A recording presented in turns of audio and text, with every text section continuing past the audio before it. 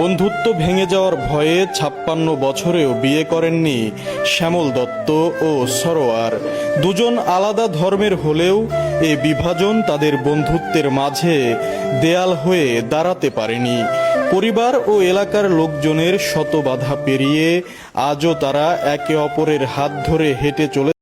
ভাই ভিডিওটা সেরা, ভাই ভিডিওটা সেরা, কোনো কথা হবে না ভাই। এই 2026-এ দাঁড়িয়ে ভাই এরকম বন্ধুত্ব দেখা যায় না ভাই, এরকম বন্ধুত্ব দেখা যায় না, ঠিক আছে। আজকাল সমস্ত বন্ধুত্বই খারাপ, মানে কোনো বন্ধুত্ব স্বার্থ ছাড়া আসে না, কোনো বন্ধুই স্বার্থ ছাড়া আসে না, মানে 5-এ 5, একদম 5 স্টার ভাই, ঠিক আছে। স্যালুট দুজনকেই, ঠিক আছে ভাই। বিয়ে করেনি বন্ধুত্বের জন্য, ঠিক আছে, এরকম বন্ধুত্ব ভাই দেখা যায় না, ঠিক আছে।